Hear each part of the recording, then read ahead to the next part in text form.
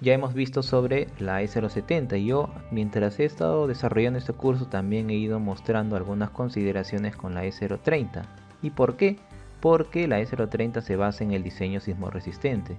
Entonces, obviamente tengo que, para poder diseñar y estructurar cualquier tipo de sistema estructural, debo tener conocimientos sobre la E030. No solamente sobre la E030, sino también la E060 e incluso también la E050 basada en cimentaciones. Todo está relacionado, así que si ustedes quisieran aprender a diseñar, obviamente deben saber por lo menos lo básico de cada normativa, ¿no? Porque todo va de la mano. Dentro de lo que indica la E030 tenemos las irregularidades tanto en altura como en planta. Y esto básicamente está basado en que en un inicio hablamos sobre algunas recomendaciones, ¿no? Que debe haber continuidad en cuanto a los muros, en cuanto a las aberturas, no debe haber desplazamientos en los extremos, ¿no? Lo que se recomienda para que una estructura tenga un correcto funcionamiento, ¿no? Pero en caso de que no cumpla, ahí es justamente donde aparecen estas irregularidades. Si no cumple, aparece una irregularidad. Tenemos dos tipos de irregularidades, la irregularidad por altura y la irregularidad por planta. Primero vamos a ver el tema de la irregularidad por altura. En cuanto a la irregularidad por altura, primero tenemos la irregularidad por piso blando. ¿Qué es lo que dice la norma? Se considerará irregular por rigidez de piso blando cuando la rigidez lateral de entrepiso es menor que el 70% de la rigidez lateral de entrepiso superior o menor que el 80% de la lateral promedio de los tres pisos niveles adyacentes, considerando un factor de 0.75.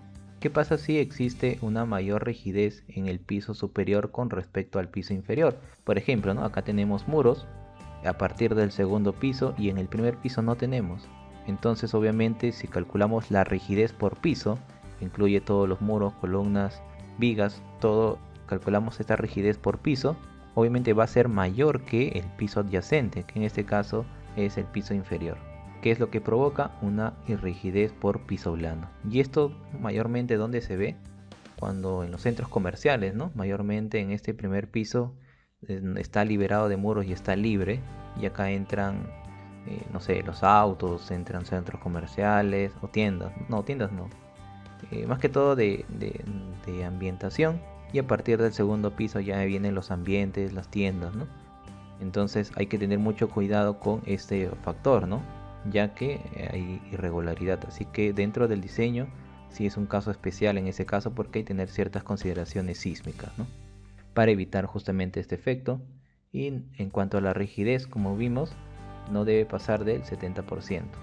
Luego tenemos la irregularidad, en este caso de piso débil, cuando en cualquier dirección del análisis, en este caso vamos a ver las fuerzas cortantes de un entrepiso son inferiores del 80% de la resistencia del piso superior.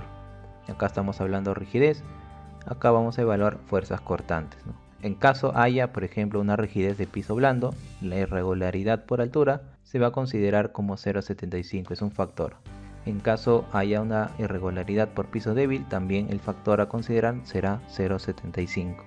En el caso que haya una irregularidad de extrema rigidez, vamos a considerar un factor de 0,70.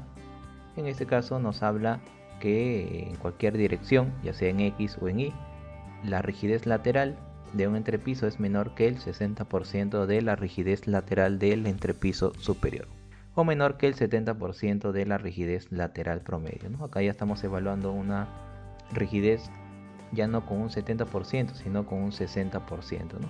Es una extrema rigidez. Con respecto a la irregularidad extrema de resistencia, el factor que vamos a considerar es 0,60 y nos indica que en cualquier dirección el análisis de las fuerzas cortantes de un entrepiso son inferiores al 65% de resistencia del entrepiso inmediato superior.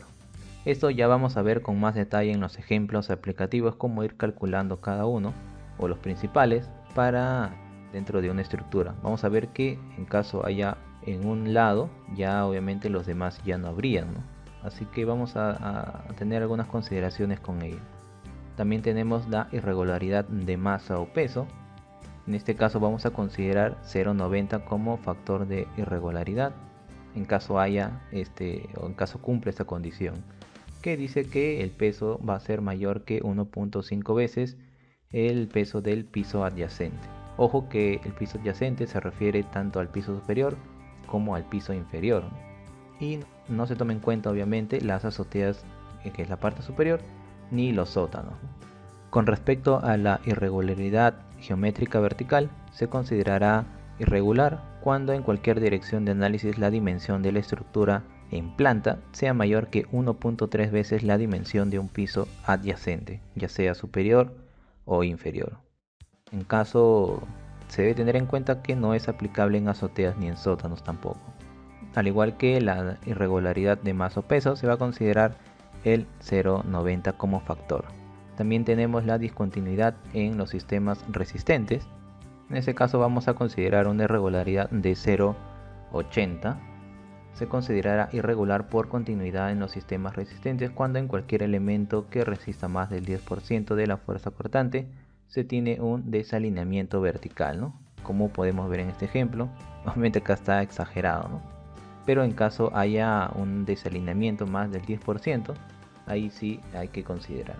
Con respecto a la discontinuidad extrema de los sistemas resistentes, se va a considerar una discontinuidad extrema en los sistemas resistentes cuando la fuerza cortante que resiste los elementos discontinuos superen el 25% de la fuerza cortante total. En caso aplique esta irregularidad, vamos a considerar un factor de 0,60. Con respecto a la irregularidad en planta, también la norma técnica, la E030, menciona los siguientes tipos de irregularidades en planta que se deben tener en cuenta cuando se realice el análisis estructural de una edificación. Básicamente va a estar basado en lo que se refiere a las aberturas, algunas discontinuidades que haya con respecto a las esquinas, a los diafragmas y algunas consideraciones adicionales, ¿no? Vamos a ver a continuación. Primero tenemos la irregularidad torsional. Se considera cuando en cualquier dirección el máximo desplazamiento relativo de entrepiso en un extremo será mayor que 1.3 veces que el desplazamiento relativo promedio del mismo entrepiso. De presentar esta irregularidad, vamos a considerar un factor de 0,75. Luego tenemos esta irregularidad pero extrema. En este caso, cuando el desplazamiento relativo en un extremo es mayor que 1.25 veces el desplazamiento relativo promedio del mismo entrepiso. En este caso vamos a considerar un factor mayor de irregularidad que será de 0,60. Luego tenemos lo que corresponde a las esquinas entrantes, justamente cuando en una esquina, ya sea en ambas direcciones, es mayor que el 20% de la dimensión total en planta, ¿no? Por ejemplo, justamente acá, ¿no? Justamente se muestra en esta imagen. Si tenemos un desfase, hay que calcular que esta distancia no supere el 20% de toda esta longitud total. Luego tenemos discontinuidad de diafragma. Se considerará irregularidad por discontinuidad de diafragma cuando exista variaciones de rigidez, incluyendo aberturas que sean mayores que el 50% del área bruta del diafragma. Justamente antes había mencionado que existen aberturas en planta, ¿no? Ya sea para cumplir con el 30% de área libre o también dependiendo del uso que va a tener la edificación. No es conveniente estructuralmente hablando que existan aberturas que sean muy grandes. Por más que la arquitectura se quiera considerar esta abertura, no, desde el punto de vista estructural, no es conveniente que exista estas aberturas. Es por ello que la norma establece un límite en cuanto al cálculo total de esas áreas. En este caso, no deben pasar del 50% del área bruta de todo el diafragma. Luego tenemos, por último, ya los sistemas no paralelos. En este caso se aplica cuando en cualquier dirección del análisis los elementos resistentes a fuerzas paralelas no son paralelos y forman un ángulo de 30 grados y son resistentes menor que el 10% de la fuerza cortante de piso. Más que todo cuando no hay un paralelismo entre los extremos de los lados de la edificación, como es en este caso, ¿no? Vemos que no existe un paralelismo en estos lados, ese está en este sentido y el otro extremo está para el sentido inverso, ¿no? Esto afecta con respecto no solamente a una regularidad en cuanto a los sistemas no paralelos, sino también puede haber hasta torsión y no es conveniente, ¿no? Siempre se trata de que la forma que tenga la estructura sea simétrico, sea regular, como en este caso son los rectángulos o los cuadrados.